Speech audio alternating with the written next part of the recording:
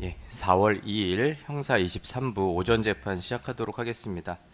오늘 10시 공판기일은 2025 고압 1595 사건입니다. 예, 먼저 간단하게 출석 확인 좀 하겠습니다. 피고인 김선규 씨 나와 계십니까? 네. 그다음에 피고인 송창진 씨 예, 나와 계시고요. 그다음에 피고인 박석일 씨 예. 그다음에 피고인 이재승 씨, 예. 그다음에 피고인 오동훈 씨, 예. 피고인들 다 출석하셨고요. 김선규 피고인 측 변호인으로 어느 분들 나오셨습니까? 네, 법무법인 다전에 홍용건, 이인걸, 김준석 3명 나왔습니다. 예, 다전에서 홍용건, 이인걸, 김준석 변호사님 출석하셨고요. 그다음에 송창진 피고인 측 변호인으로 어느 분들 나오셨습니까? 예, 법무부인 광장의 권순건, 인재성 변호사 출석했습니다. 네. 그리고 예, 이노래에서 김주석 변호사님. 예. 송창진 피고인 측 변호인으로 광장에서 권순건, 인재성 변호사님, 그리고 이노래에서 김주석 변호사님이 출석했습니다. 박석일 피고인 측 변호인으로는 어느 변호사님들 나오셨습니까? 예, 법무법인 KNC의 장석준 변호사 출석했습니다. 네. KNC에서 장석준 변호사님이 출석하셨고요. 그다음에 이재승 피고인 측 변호인으로 어느 분들 나오셨습니까? 예, 법무법인 지평의 장기석 강혜원 변호사입니다. 예, 지평에서 장기석 강혜원 변호사님 출석하셨고요.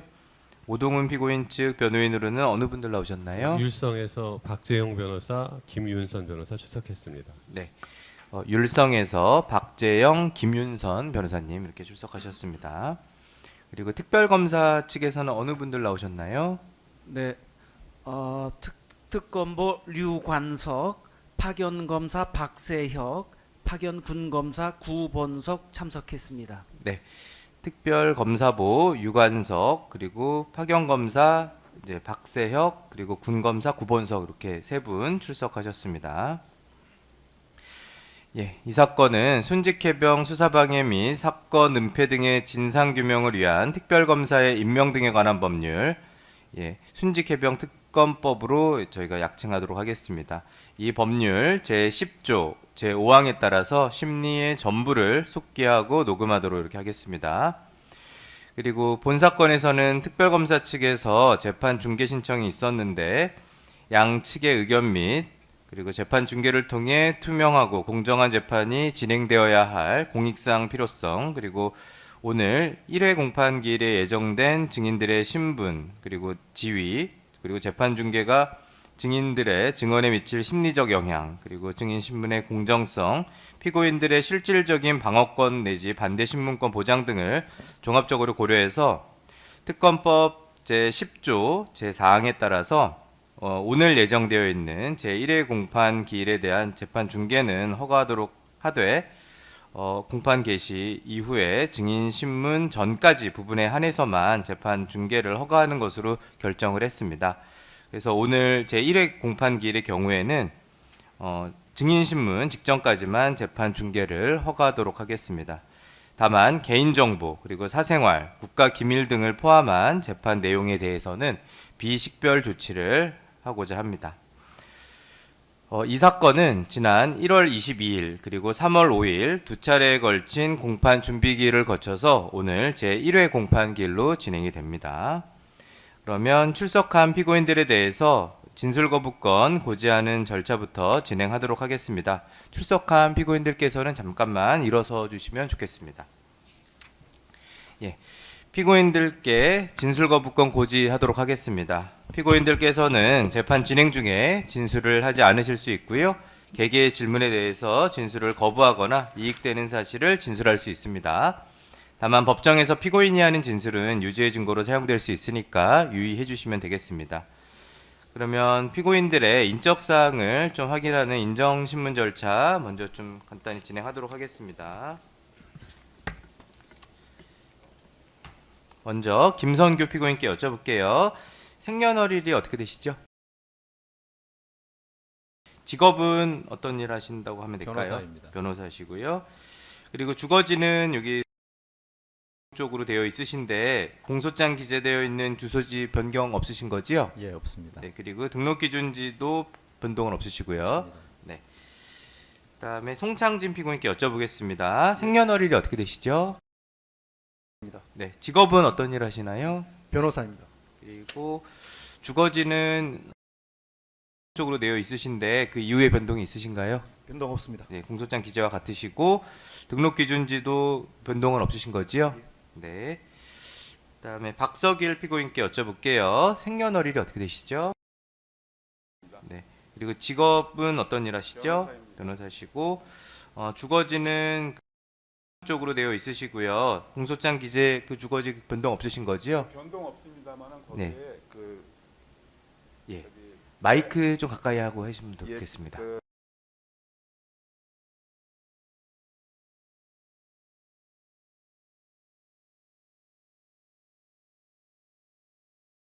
좀 수정을 해야 될 것 같습니다. 그리고 아파트 동호수는 그대로시고요. 네. 그다음에 등록 기준지도 변동 없으시고요. 네. 그러면 박석일 피고인 측 같은 경우는 주거지 좀 그 정정이 필요하고요. 그다음에 이재승 피고인께 여쭤보겠습니다. 생년월일이 어떻게 되시죠? 네. 직업은 어떤 일 하시죠? 네. 그리고 주거지는 여기 기재되어 있는데 변동이 있으신가요? 없습니다. 예. 그리고 등록 기준지도 변동 없으신 거지요? 없습니다. 네. 그다음에 오동훈 피고인께 여쭤보겠습니다. 생년월일이 어떻게 되시죠?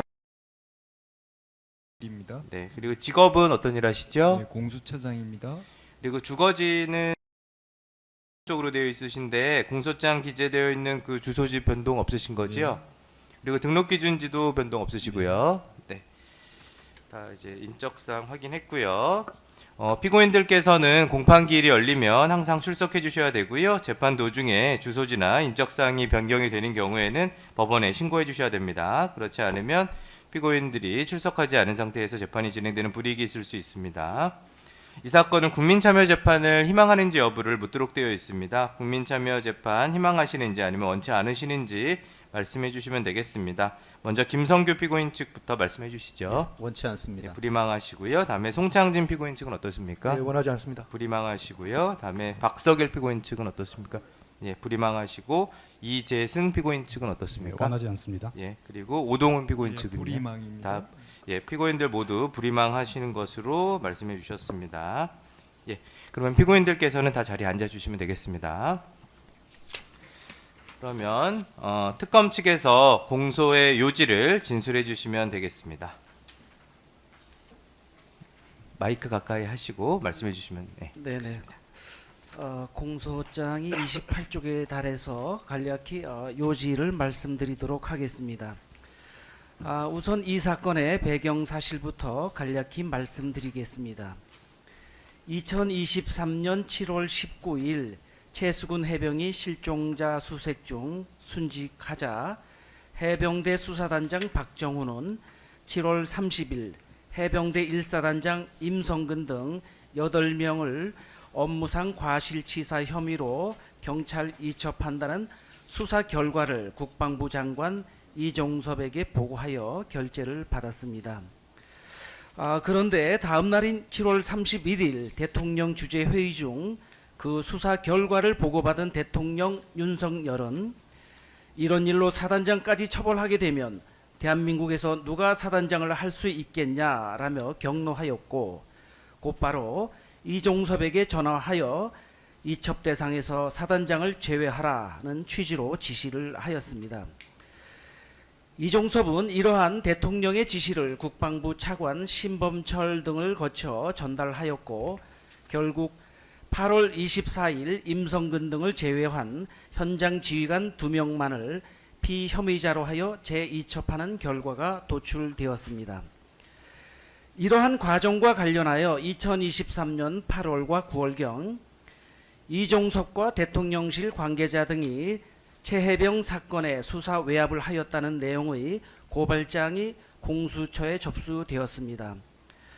공수처는 박정훈에 대한 조사를 시작으로 최해병 수사 외압 사건의 수사를 본격적으로 시작하였습니다. 한편 피고인 송창진, 김선규는 윤석열과의 친분을 과시해 왔고 최해병 수사 외압 사건의 수사가 진행될 경우에는 그 수사가 필연적으로 대통령 윤석열에게 향할 수밖에 없다는 사실을 인식하고 있었습니다.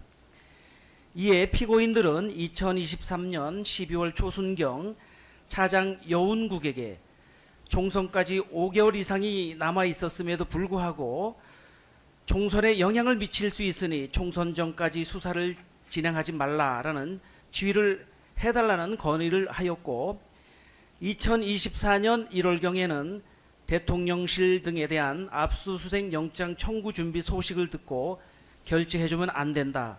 결재해주면 사표를 내겠다라며 차장 여운국을 압박하였습니다.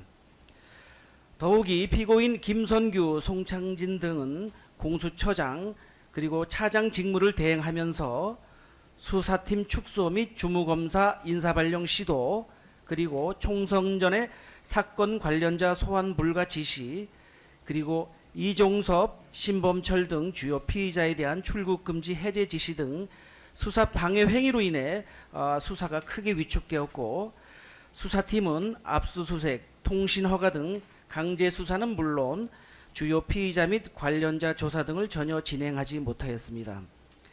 그러던 중 피고인 김선규는 2024년 5월 2일 국회 본회의에서 순직해병 특검법이 통과되고 당일 윤석열 정부의 대통령실에서는 특검법 제2요구권 행사를 시사하며 공수처의 수사가 진행 중이다라는 것을 공식으로 언급하게 됩니다.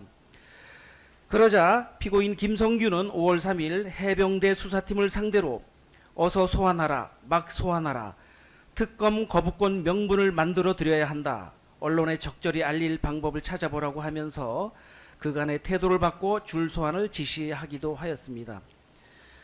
결국 피고인 김선규, 송창진이 공수처 처장, 차장을 대행하던 2024년 1월 29일부터 5월 20일까지 사이에는 최혜병 수사 외압 사건 수사팀은 그전 1월 28일까지의 수사와는 달리 압수수색 영장, 통신 허가 등 한 건의 강제 수사도 진행하지 못하였고 1월 29일부터 제22대 총선 15일이 지나는 4월 25일까지도 주요 피의자 및 관련자에 대한 조사를 한 명도 진행하지 못하였습니다.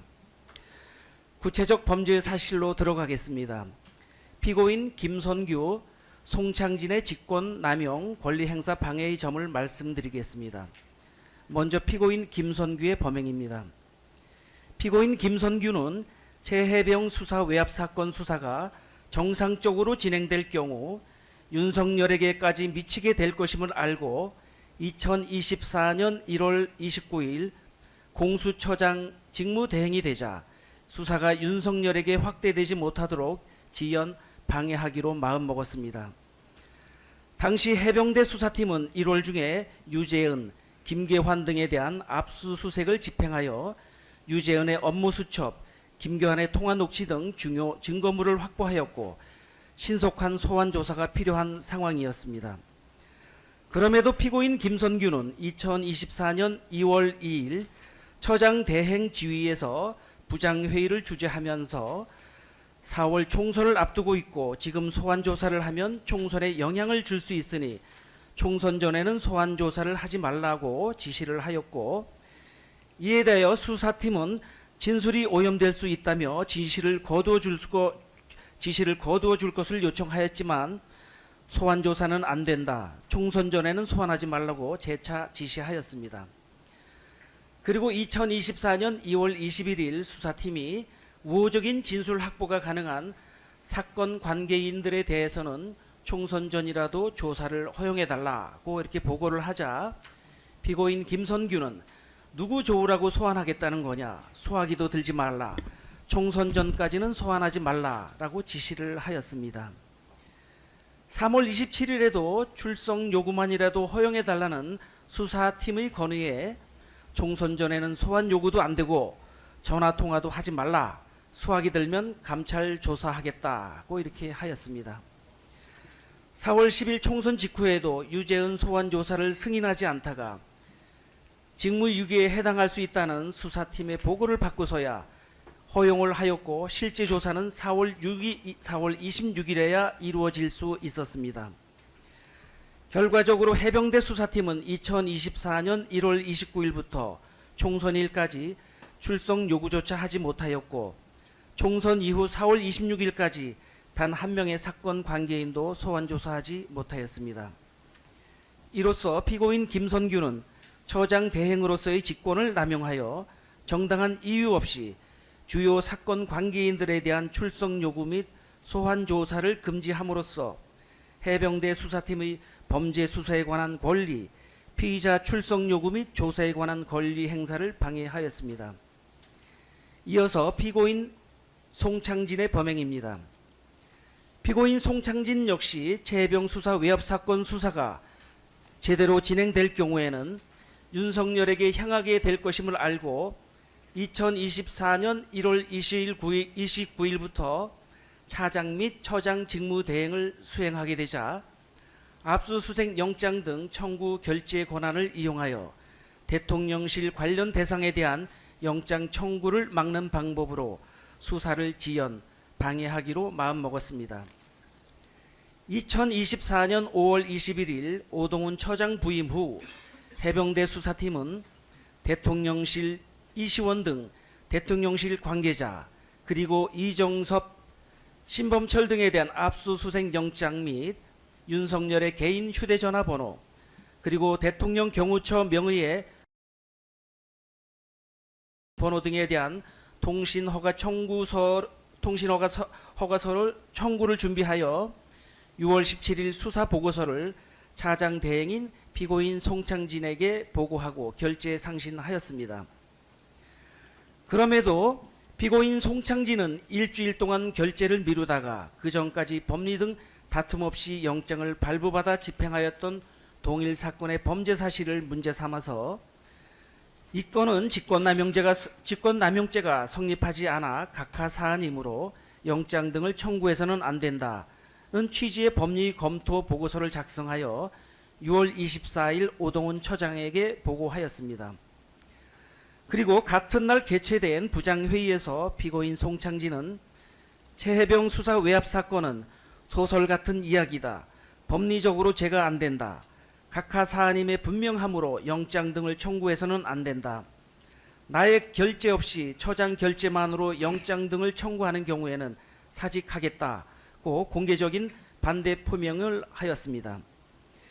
수사팀장 이대화는 반대 의견 부기 등 여러 대안을 제시하였지만 피고인 송창진은 이를 모두 거부하였고 그나마 6월 28일경 통신허가 청구서에는 결재하겠다면서 입장을 변경하였지만 여전히 대통령실 관계자 및 이종섭 등에 대한 압수수색 영장 청구서에 대한 결재는 거부하였습니다. 결국 해병대 수사팀은 통신허가만 청구하였을 뿐 대통령실 및 대통령 관계자 이종섭 등 윤석열과 직접 연결되는 장소에 대한 압수수색 영장은 끝내 청구하지 못하였습니다. 이로써 피고인 송창진은 차장 대행으로서의 직권을 남용하여 정당한 이유 없이 대통령실 관계자 등에 대한 압수수색 영장 청구 결재를 거부함으로써 해병대 수사팀의 범죄 수사에 관한 권리 및 압수수색 영장 청구에 관한 권리 행사를 방해하였습니다. 이어서 피고인 송창진의 국회에서의 증언 감정 등에 관한 법률 위반의 점입니다. 피고인 송창진은 2024년 7월 26일 국회 법제사법위원회 청문회에 증인으로 출석을 하여 선서하였음에도 이종호 인지시점 관련 위증, 전화번호 등 관련 위증, 영장 청구 반대 이유 관련 위증 등 3가지의 점에 대하여 위증을 하였습니다. 먼저 이종호 인지시점 관련 위증과 관련하여 피고인은 차장 직무대행으로서 6월 17일 언론 제보 그리고 6월 21일 국회 청문회, 6월 23일 수사팀의 보고, 그리고 7월 2일과 7월 9일의 공수처의 정례 브리핑, 그리고 7월 4일 김규현의 공익신고서 제출과 이종호 관련 수사 착수 및 검사 심태민의 회피 신청, 공수처의 언론 스크랩 및 1일 언론 취재 동향 보고 등을 통해 이종호가 최해병 수사 외압 사건에 관련되어 있다는 사실을 최초 2024년 6월 17일경부터는 알고 있었다고 할 것입니다. 그럼에도 피고인은 장경태, 김용민, 박균택 의원의 이종호가 이 사건에 연루된 것을 언제 알았느냐? 6월 21일 법사위 청문회 때 이종호가 여러 번 언급되었고 관련성이 있다는 얘기가 나왔는데 이를 몰랐느냐라는 등의 질문에 피고인은 7월 10일 처음 알았습니다 라고 기억에 반하여 허위로 증언하였습니다. 두 번째 위증의 점은 해병대 수사팀이 2024년 6월 28일 윤석열 관련 전화번호 등에 대한 통신 허가를 청구하여 7월 10일 법원으로부터 발부받았다는 사실을 알고 있었음에도 정청래 위원장과 장경태 의원의 질문에 통신영장 청구를 했는데 다 기각되었습니다. 제가 직무하는 동안은 이것도 한 번 해본 적 없었습니다 라며 기억에 반하여 허위로 증언하였습니다. 세 번째 위증인 영장 청구 반대 이유와 관련하여 피고인은 6월 24일 직권남용죄가 성립하지 않아 각하사안이라고 주장하며 나를 결재선상에서 배제하거나 승인 없이 영장을 청구할 경우에는 사직하겠다고 하면서 영장 청구 자체를 반대하는 것임에도 불구하고 압수수색 영장이 기각된 이유에 관하여 정청래 위원장과 김용민 의원의 질문에 보완해야 될 부분이 분명히 보였다. 영장의 범위가 광범위해서 관련성 보완이 필요하다라는 등의 이유로 영장 청구를 반대하였다고 증언함으로써 기억에 반하여 허위로 증언하였습니다. 이어서 피고인 박석일, 오동훈, 이재승의 직무유기의 점에 대해서 말씀드리겠습니다. 위와 같은 송창진의 위증에 관하여 2024년 8월 19일 국회의원 10명은 송창진을 국회에서의 증언 감정 등에 관한 법률 위반 혐의로 공수처에 고발하였고 피고인 오동훈, 이재승은 이 사건을 수사 3부에 배당하였습니다.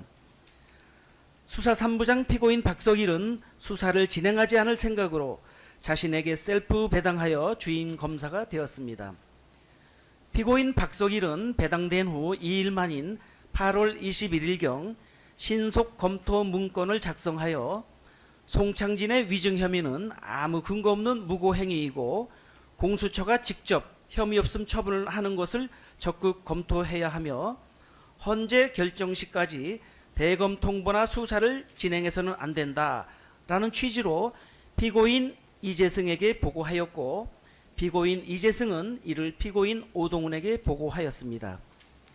피고인 오동훈, 이재승은 아무런 이견을 제시하지 않는 방법으로 박석일의 위 보고 내용을 승인함으로써 송창진 위증 사건을 대검찰청에 통보 이첩하지 않고 수사도 진행하지 않기로 상호 공모하였습니다.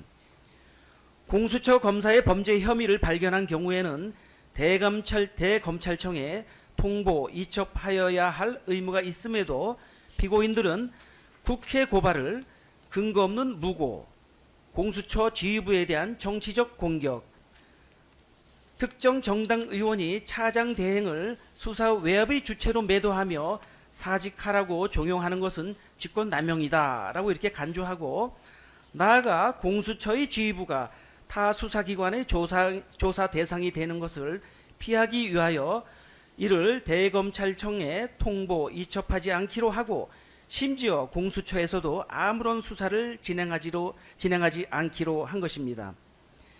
피고인 박석일은 전술한 바와 같이 접수 이틀 만에 신속 검토 문건을 만들어 보고한 다음에 소속부 검사들로 하여금 명분용 수사보고서 2건만을 편찬하게 하였고 아무런 수사 진행 없이 피고인 송창진의 진술서만을 근거로 혐의 없음 결론을 내면서 헌재 결정 시까지 대검 통보도 수사도 진행하지 않아야 한다라는 취지의 수사 상황 보고서를 작성하여 사건을 방치하였습니다. 피고인 오동훈, 이재승은 같은 기간 피고인 박석일이 위법하게 사건을 방치하고 있음을 알면서도 대검 통보 이첩이나 수사 진행을 지시하지 않았습니다. 피고인 박석일 퇴직 후 피고인 이재승은 송창진 부의 같은 소속 검사인 권숙현을 불러 송창진 부장이 피의자인 사건이다. 너네 부장이 피의자인 사건을 배당하긴 좀 걸리는데 곧 대통령 면직 재가가 있을 것이니 일단 가지고 있어라 라고 이렇게 지시하였고, 피고인 오동훈은 송창진에 대한 면직 재가가 이루어지지 않았음에도 사건을 권숙현에게 재배당하여 피의자인 송창진이 기록을 열람하고 수사 사항을 보고받을 수 있게 함으로써 정상적인 수사 진행을 어렵게 하였습니다. 이로써 피고인 박석일, 피고인 오동훈, 피고인 이재승은 상호 공모하여 2024년 8월 19일 고발장이 접수된 후 2025년 7월 22일까지 특검으로의 이첩 결정되는 기간까지 약 11개월여 동안 정당한 이유 없이 대검 통보 또 이첩 의무를 이행하지 않고 나아가 송창진 위증 사건 수사를 진행하지 않음으로써 직무를 유기하였습니다. 이상으로 공소 사실의 요지 진술을 마치겠습니다. 네. 그러면 이제 피고인들의 공소 사실에 대한 이제 입장, 의견을 듣도록 하겠습니다. 먼저 김성규 피고인 측 변호인께서 공소 사실에 대한 이제 기본적인 입장 말씀해 주시죠. 예. 지난번 그 공판 준비 절차에서 자세히 말씀드린 내용으로 가름하되 이 자리에서는 간략하게 핵심만 말씀드리겠습니다. 네. 피고인 김성규는 공수처장 직무대행으로서 해병대 수사팀에게 4월 총선 전 관계자들을 소환, 조사하지 말라 이런 지시를 한 사실이 결코 없습니다. 총선 전 소환 조사가 이루어지지 않은 것은 포렌식 등 압수물 분석량이 방대함으로 인한 수사팀 자체의 일정에 따른 것입니다. 여기서 핵심만 이제 객관적인 사실관계를 말씀드리면은 특검이 주장하는 2024년 2월 21일자 압수물 분석 및 향후 수사 계획 문건은 피고인에게 보고된 문건이 아닙니다. 그리고 이 문건 자체에 의하더라도 압수물 분석 일정을 3월 말에서 4월 초까지로 계획하고 있어서 그들 수사팀 자체적으로 총선 전에 소환하는 것은 물리적으로 불가능했습니다. 이것은 2024년 4월 23일 날 공수처에서 언론에 공식적으로 브리핑한 내용이 나옵니다. 뭐라고 브리핑을 했냐면은 23일 날 브리핑하기를 전체 포렌식이 지난주 초에 끝났다 이렇게 밝힘으로써 포렌식 자체가 총선 이후에야 완료되었음을 공수처 스스로 인정하는 브리핑을 했었습니다.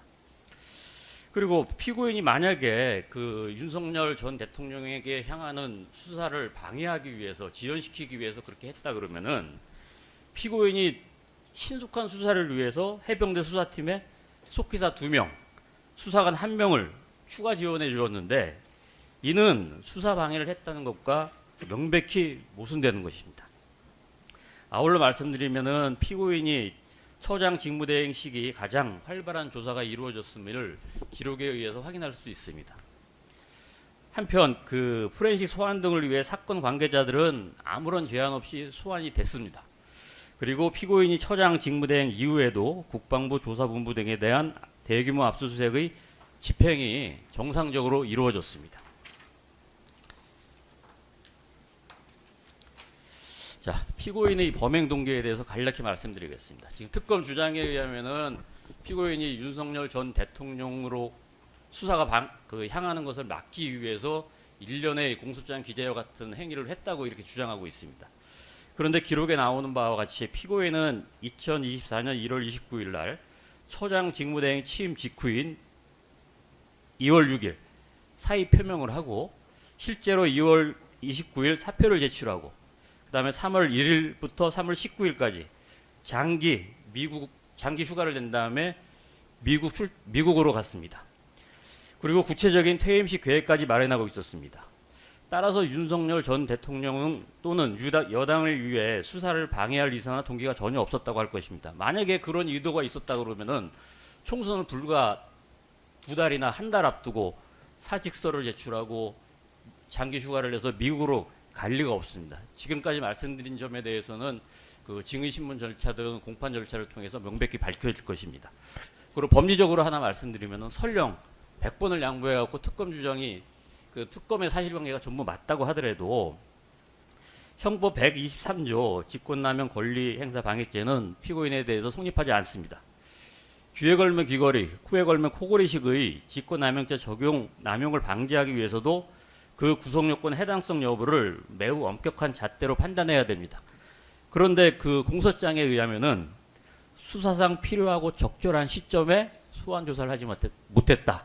이렇게 되고 있는데 이거는 너무나도 자의적인 해석이고 구속요건 명확성의 원칙에도 반합니다. 그리고 마지막으로 말씀드리는 것은 저희가 계속 주장했던 별건 수사, 별건 압수수색에 대해서는 추후 공판 절차를 통해서 좀 더 자세히 말씀드리도록 하겠습니다. 이상입니다. 네. 공소 사실에 대해서 이제 전부 부인하시는 입장을 이제 말씀해 주셨고요. 김성규 피고인 본인도 지금 변호인이 말씀해 주신 것과 같은 입장이라고 하면 될까요? 예, 그렇습니다. 예. 그러면 다음으로 송창진 피고인 측의 이제 공소 사실에 대한 이제 입장을 듣도록 하겠습니다. 변호인께서 먼저 말씀해 주시죠. 예, 재판장님 제가 사실은 오늘 허가가 날 줄 모르고 전혀 준비를 안 해왔었는데 네. 제가 앉아서 좀 예. 그러면 마이크 가까이 하시고요. 예. 잠깐 하나만 예. 제일 중요한 좀 약간 피고인의 명예와 좀 관련된 부분이 있어가지고 그 증거 하나만 저희 보면서 말씀드리도록 예. 하겠습니다.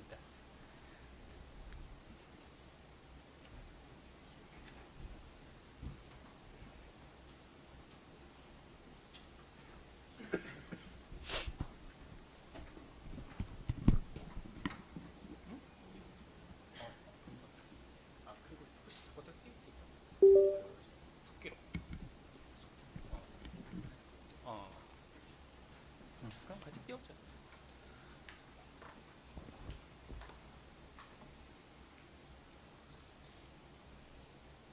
미리 준비 못한 점 죄송합니다. 예. 지금 변호인 의견서 이제 3월 31일자로 제출해 주시면서 공소 사실에 대한 구체적인 부인 의견을 이제 밝혀 주신 것 같더라고요. 예. 그래서 이제 그 취지를 간략하게 말씀해 주시면 될 것 같습니다. 그 원용하셔 가지고요. 알겠습니다. 네. 예. 말씀 주신 처럼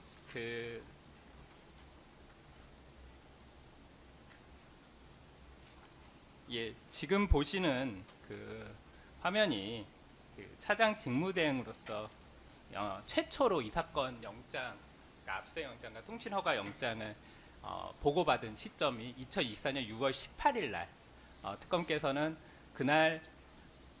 그날부터 일주일 동안 이거를 지체했다 이렇게 말씀하시는데 그 방대한 기록을 가지고 6장짜리 보고서를 작성한 겁니다. 그리고 나서 이 법리민 검토 보고서에 보시면 계속 보완 이런 문구들이 들어갑니다. 따라서 이거에 따라서 20년간 이상 법조인으로서 봤을 때 이렇게 영장을 청구해서는 안 된다겠다는 내부 의사결정에서 논의가 과연 직권남용죄에 해당될 수 있는지 의문입니다. 그리고 아까 특검께서는 그리고 막상 차장 직무대행으로서 결재를 이후에 1차부터 순서대로 계속 발부받으셨는데도 불구하고 송창진 피고인이 거부했다 이렇게 말씀하셨는데 송창진 직무대행이 그걸 한 다음부터 한 번, 두 번, 세 번 모두 다 법원으로부터 전부 기각을 받았었습니다. 그리고 나서 4차 때 비로소 일부 허가를 받았었습니다. 그리고 아까 압수수색 영장도 거부했다라고 하시는데 압수수색 영장은 내부 의사결정 과정에서 추후 청구하기로 합의가 됐던 내용입니다. 이것을 어떻게 직권남용으로 의율할 수 있는지 모르겠습니다. 그리고 거기서 말하는 직권남용에 뭐 다른 변호인께서도 말씀하셨지만 남용이 되기 위해서는 외관상 직권의 형태만 띄어야 되지 어떻게 보더라도 직무 권한의 행사로 볼 수 없는 경우에 하나에서 성립한다라는 게 대법원 판례입니다. 뭐 군사법 경찰관 관련된 대법원 판례에서도 명시적으로 판시했고요. 어떻게 이런 검토 보고서를 써서 의견을 표한 것 자체가 직무상 외관만 띄었다고 말할 수 있는지 잘 모르겠습니다. 다음 위증 관련 말씀입니다. 여기서는 위증 관련해서는 두 가지 사항에 대해서 조금 특검께서 말씀하셨던 것과 좀 그 배경 사실에 대해서 정확하게 확인하지 않으신 상태에서 저희를 기소했다고 생각을 합니다. 2024년 7월 26일 법사위에서 위증에 문제가 됐었던 내용에서 피고인이 소환됐고 했던 질문 자체가 일개 사인으로서 개인적 의견이나 개인적 인식 여부를 묻는 것이 아니라 공수처 차장 직무대행이라는 직무상 지위에서 공수처의 수사 진행 사항을 어떻게 파악하고 있었는지, 혹시 이종호와 연관이 있었기 때문에 직무대행으로서 수사를 이종호에 관련한 수사를 방해하고 있었던 것은 아닌지를 추궁하는 그런 자리였습니다. 그러니까 공적인 자리였지 송창진 개인에 대한 자리가 아니었습니다. 그래서 모두 물어봤던 것 전부 질문 자체가 공수처 수사 과정에서라는 표현이 들어갑니다. 그런데 공수처 윤리강령 10조의 회피 구조를 보시면 당시 공수처는 2024년 7월 2일까지는 어떤 수사도 진행하지 않았었습니다. 이종호에 관해서. 그러다가 오히려 그때 당시 수사기획관이었던 차정현이 이종호에 대해서 아직까지 수사할 계획이 없습니다라는 보고를 한 이후에서 그 다음 날 전격적으로 내부 고발자라고 불리우는 분이 조사를 받습니다. 그리고 그 조사를 받았다는 사실을 아무에게도 보고하지 않고 공수처장에게 바로 보고를 했고, 바로 공수처 윤리 강령에 따라서 송창진은 본인도 모르는 사이에 회피가 되었습니다. 그리고 그 사건과 관련해서 특히 이종호와 관련된 부분은 어떠한 보고도 받지 못했고, 그런 상황을 7월 10일에서야 보고를 받았습니다. 이 상황에서 그 말씀 주셨던 위증이라고 말씀하셨던 도대체 했던 내용들을 다시 한번 살펴보시고 검사의, 그러니까 국회의원의 질문에 답변하신 내용을 살펴보시면 이것들은 본인이 언제 인지했냐, 공수처 수사 과정에서 언제 인지했냐, 보고를 언제 받았냐, 이런 것들을 물어보신 겁니다. 그래서 그에 대한 답변이었고요. 그리고 이란 번호도 전체적으로 맥락을 보시면 전체적인 맥락도 아닙니다. 구체적으로 윤석열과 관련된 부분은 모두 다 그럼 영장이 청구가 됐습니다라고 얘기를 합니다.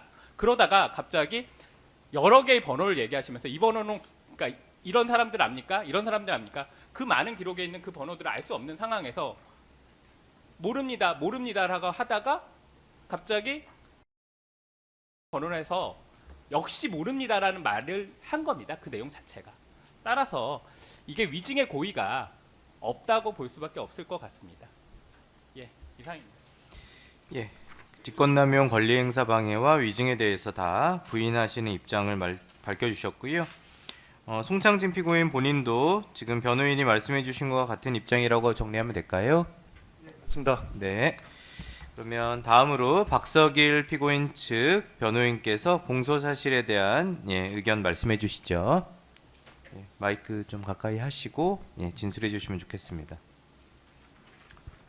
예, 피고인 3도 부인하는 입장입니다. 그 3피고인은 퇴직 전 2개월간 성실히 사건을 조사하고 퇴직을 하였습니다. 그 위증 인지 여부의 사실관계를 제일 잘 아는 그 핵심 참고인인 사부장의 사실 확인서를 받아냈고, 이 수사 기록 전체가 피고인이 수사하여 만든 약 200여 쪽의 자료 이외에는 없습니다. 이러한 상황에서 그 피고인에게 직무유기가 될 수는 없다고 생각합니다. 예. 이상입니다. 직무유기에 대해서 유기한 사실이 없다라는 취지로 공소사실 전부 부인하는 입장 밝혀주셨고요. 박석일 피고인 본인도 지금 변호인께서 말씀해주신 것과 같은 입장이라고 정리하면 될까요? 네. 그러면 다음으로 이재승 피고인 측 변호인께서 공소사실에 대한 의견 말씀해주시기 바랍니다.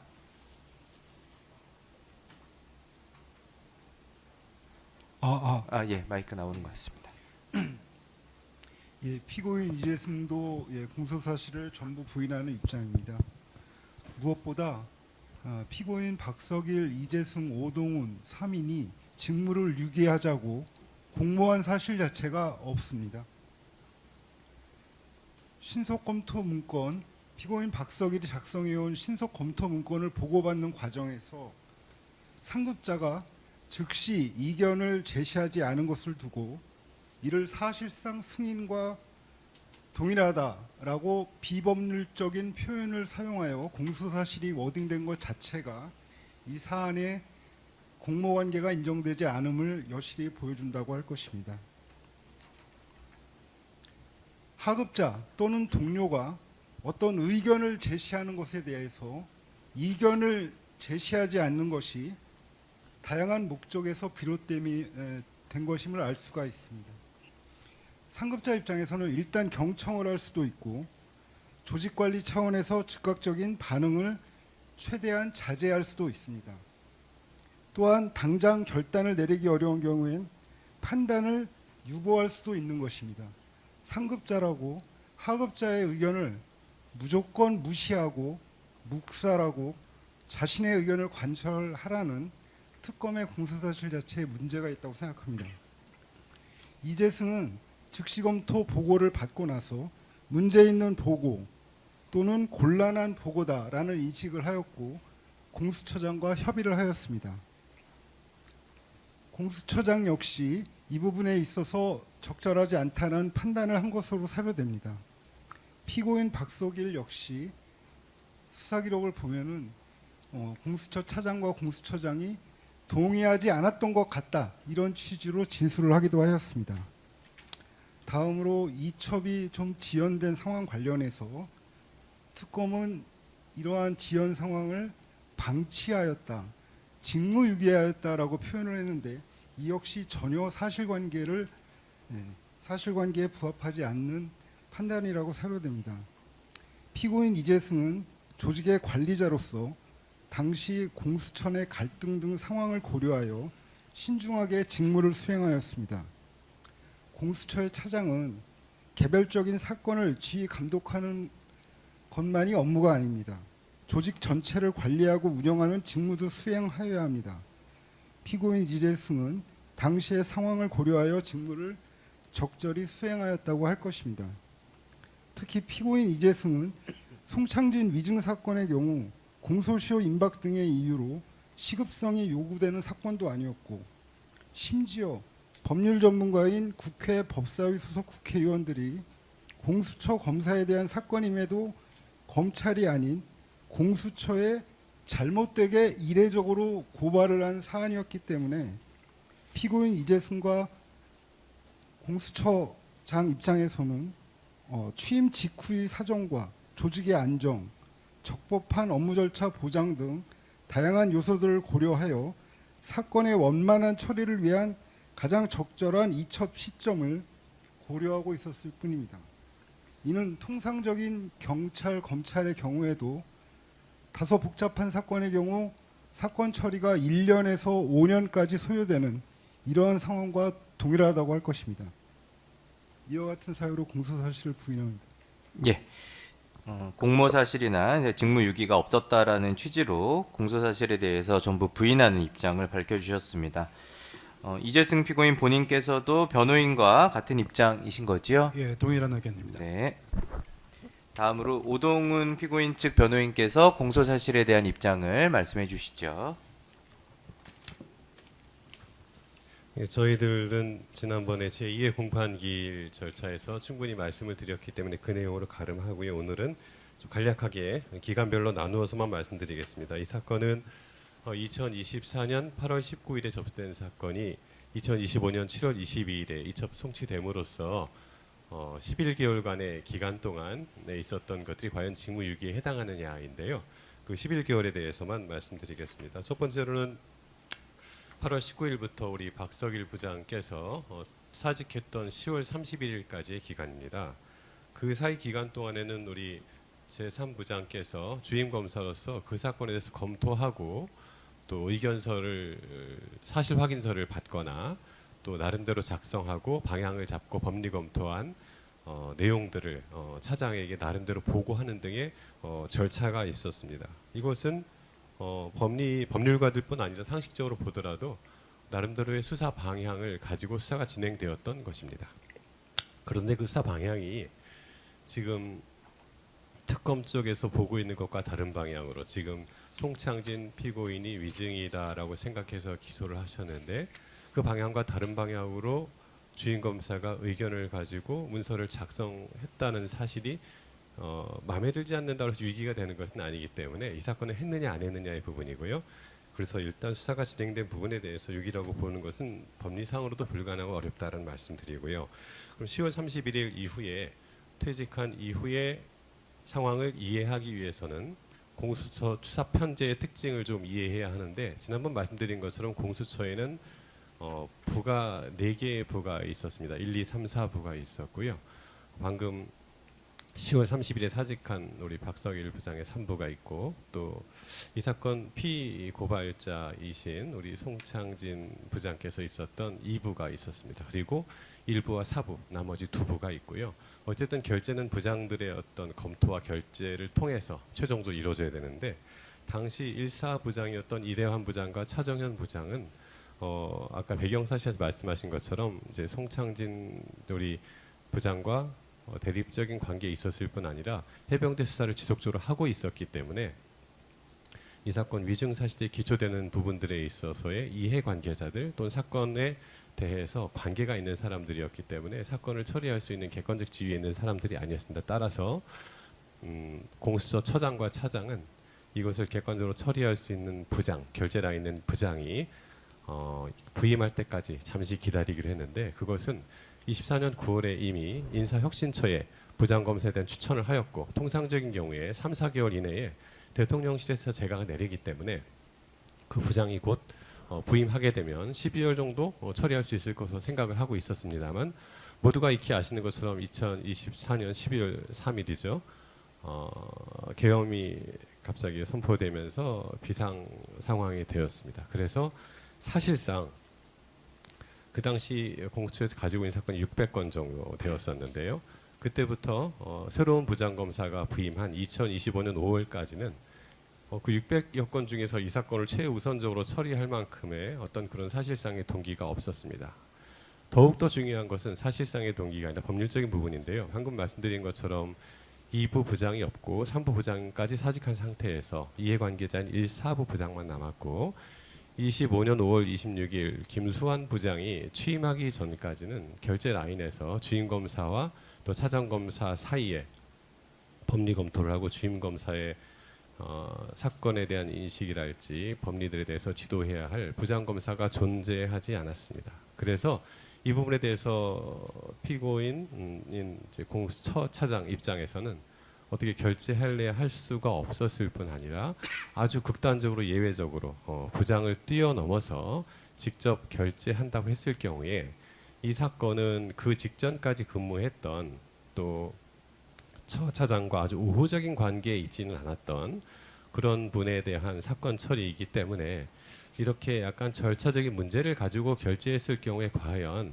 그 결재의 대상자이자 사건의 당사자인 분이 이것을 문제 삼을 수밖에 없다는 생각을 하게 되었고요. 그런 절차적인 부분으로 인해서 결국은 대통령실의 재가를 끝까지 기다리다가 2025년 새로운 부장이 5월 26일 왔고요. 마지막 기간입니다만 김수환 부장과 함께 땡땡 부장이 함께 취임했을 때에 그들의 검토를 거쳐서 2개월 이내인 2025년 7월 22일에 법에 따라서 이첩을 하게 된 것입니다. 상식적으로 법리적으로 이 모든 기간 동안의 일들이 무리하지 않게 또 형법 제122조 직무유기죄에 적혀져 있는 전제사실 정당한 이유 없이라고 되어 있는데요. 여기에는 그 정당한 이유가 차고 넘치게 존재하는 것으로 판단이 되어지므로 피고인 O 입장에서는 이런 사실들을 전제로 해서 또 사실관계에 대한 확증과 입증을 통해서 직무유기의 혐의가 전혀 존재하지 않는다라고 변호인 의견을 밝히는 바입니다.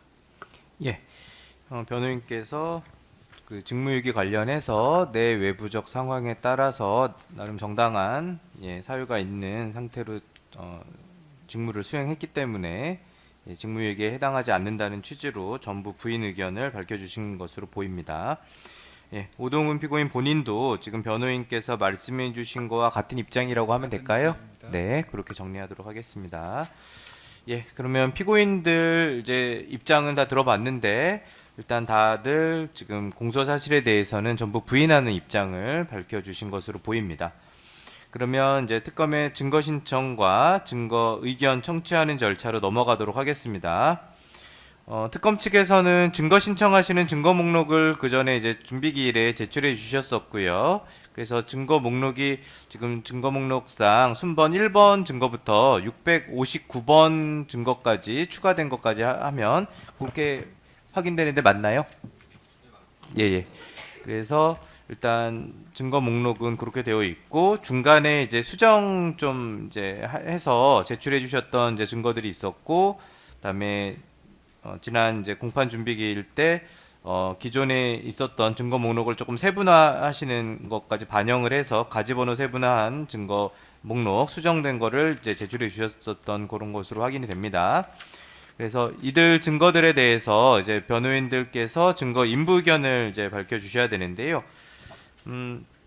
김성규 이제 피고인 측에서는 종전에 이제 준비 기일까지 증거 인부 의견 이제 밝혀 주신 거에 더해서 오늘까지 해서 증거 인부서를 더 추가로 제출해 주셨더라고요. 그래서 그 취지를 네, 좀 간략히 그렇게- 설명해 주시죠. 예, 그러면 네. 저희가 그 지난번에 그 진술 증거에 대해서는 이미 밝힌 대로 네, 예. 이제 그렇게 됐었고요. 그거로 이제 가름하시면 될 것 같고요. 예, 예. 준비 그다음에 기일에서 증거 한 거. 이제 그 이외의 증거에 대해서는 저희가 3월 23일자로 이제 제출하고 네. 오늘 또 특검에서 3월 27일자로 제출한 증거 목록에 대해서 그 인부서를 제출을 했습니다. 이제 그 부동의하는 요지는 하나는 크게 봐갖고 하나는 수사기관의 의견 및 내용이 있기 때문에 부동의하는 것으로서 그 증거인부서에 전부 기재를 했습니다.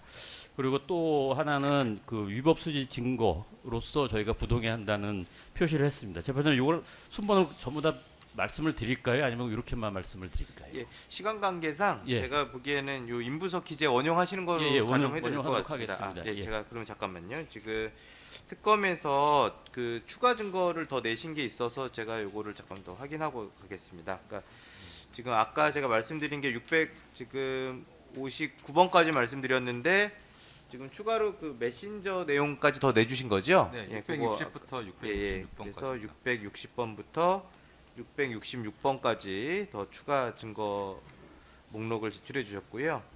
네. 그래서 오늘 김성규 피고인 측에서는 3월 23일 기존에 이제 그 준비 기일에서 증거 인부 의견 밝혀 주신 거에 더해서 3월 23일자 증거 인부서 기재에 따라서 비진술 증거들 중에 부동의하는 증거 그리고 그다음에 뭐 위법 수집 증거라고 이제 특정하시는 증거들 이런 거 이제 밝혀 주신 것으로 이제 되어 있습니다.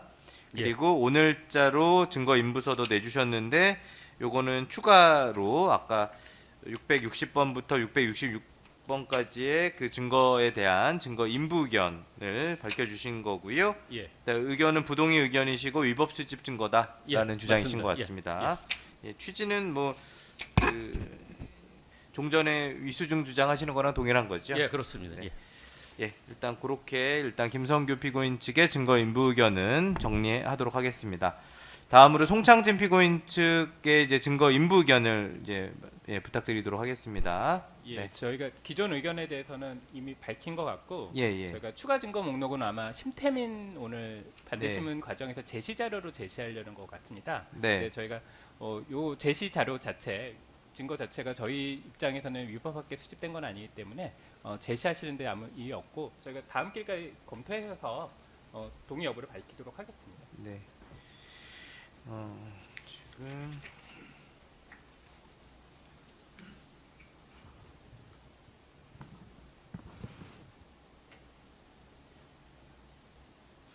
예. 송창진 피고인 측에서는 준비 기일 때 기존 증거들에 대해서는 일단 증거 의견은 밝혀 주신 게 있어서 이제 증거 인부 의견은 그렇게 가름하도록 하고요. 이번에 이제 추가로 증거 이제 제출된 660번부터 666번이 있는데 요 증거들에 대해서는 이제 증인 신문에서 제시하는 거에는 이의가 없고 좀 명확한 그 증거 인부 의견은 차회 기일까지 제출하시겠다 이런 취지신 거죠. 예, 그렇습니다. 예. 그리고 네. 그리고 그 전에 이제 525번 진술 증거 그 오동훈에 대한 진술 증거 관련해서는 좀 일단 보류 상태 유지하시는 거고요. 예. 그 전에 보류한 상태로 예. 그렇습니다. 예, 예. 일단 그 상태로 예. 확인하고요. 그다음에 박석일 피고인 측 변호인께서 증거 인부 의견을 좀 말씀해 주시면 좋겠습니다. 예, 저희가 준비기일에서 이미 의견을 밝혔고요.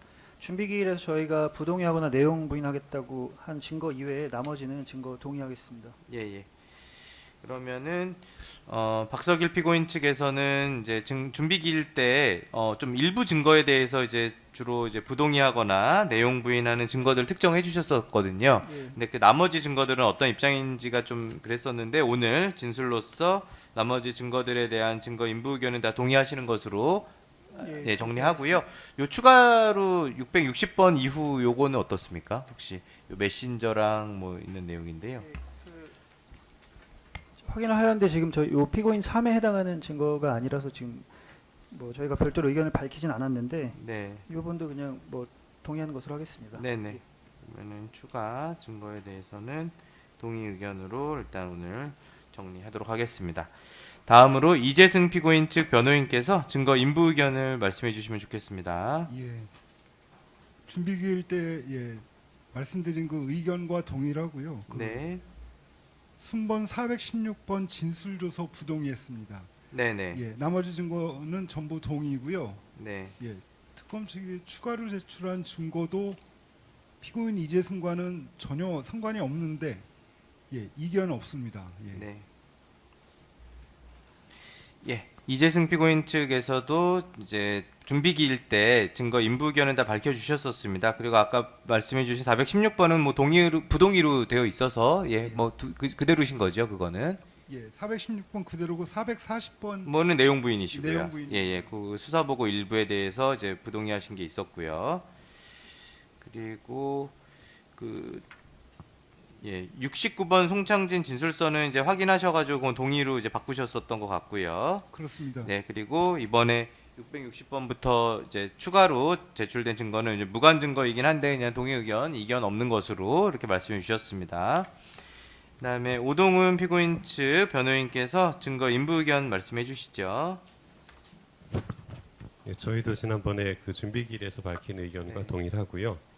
660번 이후의 것은 저희가 좀 더 살피고 다음번에 의견을 좀 말씀드리도록 하겠습니다. 네. 오동훈 피고인 측도 그 준비기일 때 이제 진술해주신 증거 인부 의견 그대로 유지하시는 것으로 정리하고 추가로 이제 제출된 증거 요 660번 이하 증거에 대해서는 차회 기일까지 검토해서 인부 의견 개진하신다 이렇게 말씀해 주셨습니다. 증거 인부 의견은 이 정도로 취합이 됐고요. 특검 측에서 그러면 증인 신청 등과 같이 입증 계획이 있으면은 그 내용에 대해서 간략히 말씀을 해주시죠.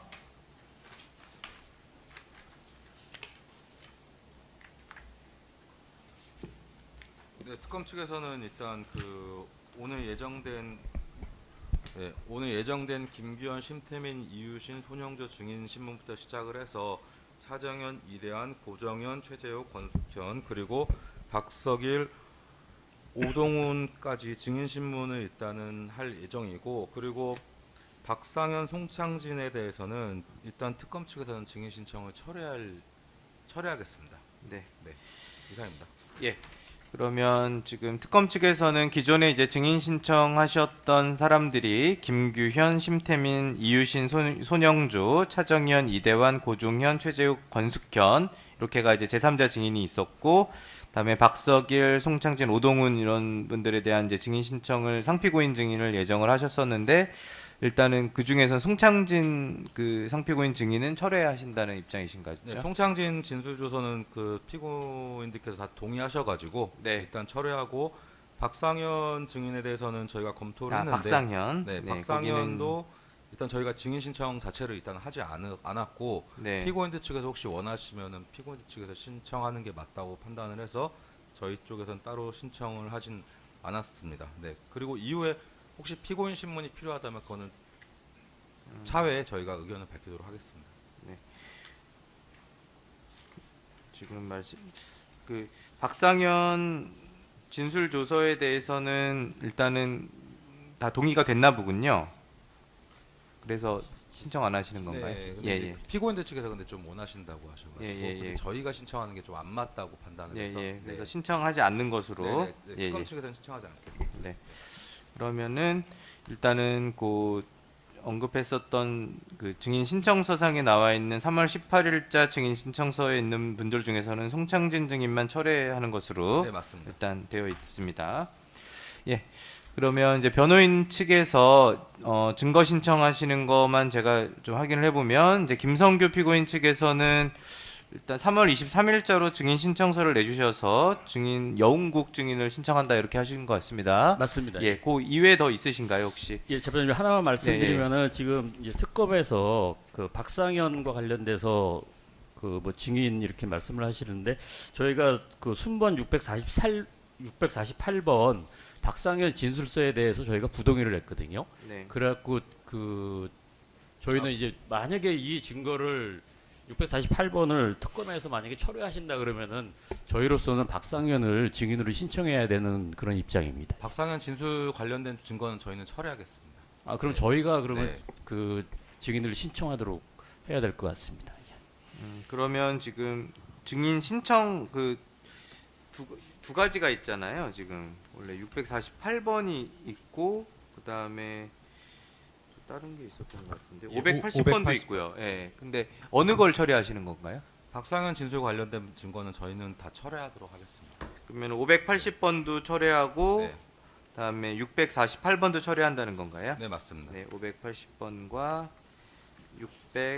648번 박상현 진술 증거는 증거 신청을 아예 철회하는 것으로 이렇게 지금 특검 측에서 얘기해 주셨고요. 예, 그러면 김성규 피고인 측에서는 박상현을 증인으로 신청하십니까? 예, 그렇습니다. 그래갖고 그 이제 지난번에 재판장님께서 5월 21일 날 그 박상현을 이제 그 저희가 부동의하는 것을 전제로 해갖고 증인 신문을 잡으셨거든요. 네. 그래갖고 그날 같이 예, 했으면 그러면 예, 좋겠습니다. 예. 신청 하시는 것으로 일단 그렇게 해놓겠습니다. 진술로. 그리고 송창진 피고인 측은 어떻습니까? 증거 신청하시는 게 지금 보니까 제가 먼저 하나만 볼게요. 예.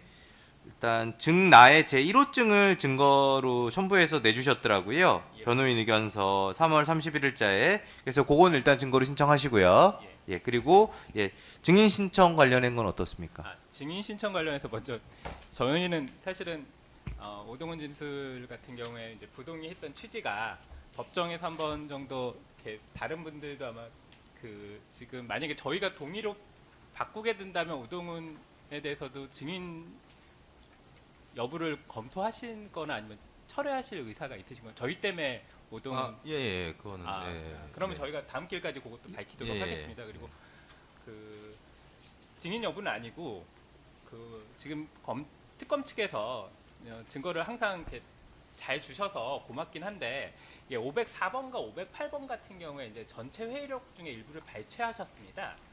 근데 사실은 위증죄라는 것의 위증에 있어서 가장 큰 직접 증거는 그 대화 현장의 녹음이나 영상 녹음인데 그거를 발췌한 부분 적어도 전체를 못 제공하시더라도 그 발췌하신 부분이 있으실 것 같은데 그거를 좀 제공해서 좀 같이 서증 조사할 때 봤으면 좋겠거든요. 제가 좀 유튜브나 이런 영상을 좀 찾았는데 몇 개를 못 찾겠더라고요. 그래서 혹시 특검께서 갖고 계시면 제출해 주시면 그 직접 증거로서 그거를 할 수 있도록 좀 배려해 주셨으면 좋겠습니다. 저희가 검토는 해보겠는데요. 저희도 근데 아마 이게 제한적이라서 국회 쪽에 갖고 있지 않을까 싶은데 이건 저희도 검토를 해보도록 국회에서 속기록 작성하기 전에 갖고 계시니까 필요하다면 저희도 뭐 사실조회든 뭐 검토를 해보도록 하겠습니다. 네. 그러면은 아까 이제 순번 504번이나 508번이 회의록의 일부 발췌본 같은데 이제 그 전체 또는 아니면 영상이나 녹음이 있으면 그걸 좀 제출해 달라 약간 이런 요청이신 것 같고요. 그 내용에 대해서는 특검 측에서는 이제 한번 확인해 보고 검토해 보겠다 이렇게 말씀해 주셨고요. 그리고 그 송창진 피고인 측이 제출한 증나 제1호증 그게 이제 법사위 회의록인 것 같은데요. 그거에 대해서 뭐 증거 의견은 있으신가요? 특검 측은? 증나의 제1호증 첨부해가지고 제출하신 게 있는데 의견 없습니다. 네네 그거에 대해서는 특별한 의견 없으신 것으로 정리하고요. 그러면 송창진 피고인 측에서는 박상현에 대해서 증인신문 필요하다 계속 하셨었는데 증인 신청하십니까? 예. 그 반대 신문 예. 그러니까 같이 하실 때 네. 저희도 같이 네. 하도록 하겠습니다. 네네. 이렇게 반대 신문으로 하신다는 거죠? 저희도 신청. 신청하시겠습니까? 예. 그러면 증인 신청 예정으로 정리해 놓고요. 예, 다음으로 박석일 피고인 측에서 이제 증거 신청하시는 거 관련해서는 뭐 증인이나 뭐 이런 게 있으실까요? 지금 현 상태에서는 바로 신청할 증인이 있지는 않았는데 만약에 필요하면 그 신속하게 저희가 신청서를 제출하도록 하겠습니다. 예. 네, 지금 현 단계에서는 증인 신청은 아닌데 뭐 필요하면 나중에 증인 신청하시겠다 이런 취지신 것 같습니다. 다음 이재승 피고인 측에서는 지난번에 이제 준비기일대 증라에 제 1호증부터 3호증까지는 이제 제출하셔서 증거 신청하신 게 있었고요. 혹시 뭐 추가적으로 증거 신청이나 증인 신청하실 계획이 있으신가요? 없습니다. 네, 없으시고요. 그다음에 오동훈 피고인 측은 박상현에 대한 이제 증인 신문이 필요하다라고 지난번에 말씀해 주신 거 말고 혹시 뭐 추가적으로 증인 신청이나 증거 신청하실 계획이 있으신가요? 예, 추가적으로는 없고요. 네. 오늘 이제 검찰 쪽에서 박상현 철회했기 때문에 저희도 몇 가지는 물어봐야 되니까요. 저희도 박상현에 대한 증인 신청을 하는 쪽으로 그렇게 네네. 예. 박상현에 대한 증인 신청 예정이다라고 말씀해 주셨습니다. 예, 그래서 지금 이제 현재 이제 증인 신문 이제 일정 관련해서 오늘은 김규현, 심태민, 손영조, 이유신 씨에 대한 이제 증인 신문이 예정되어 있고요. 4월 30일 기일에는 차정현, 이대환에 대한 이제 증인 신문이 예정되어 있고요. 5월 21일 기일에는 고종현, 최재욱, 권숙현, 박상현에 대한 증인 신문 기일이 예정되어 있고 6월 18일에는 이제 그 상피고인 증인이 예정되어 있고 김성규 피고인 측에서 신청한 여운국 증인을 아마 하게 되면 6월 18일로 예정을 하고 있습니다. 예, 그러면은 여기까지 해서 이제 증거 신청 관련된 부분까지 이제 진행을 했고요. 이제 사전에 고지드린 바와 같이 오늘 공판기일의 재판 중계는 여기까지 진행하는 것으로 이제 하겠습니다. 그리고 재판 중계 여기까지 진행하고요. 이후에는 오늘 예정되어 있는 증인 신문 절차로 이제 넘어가도록 하겠습니다.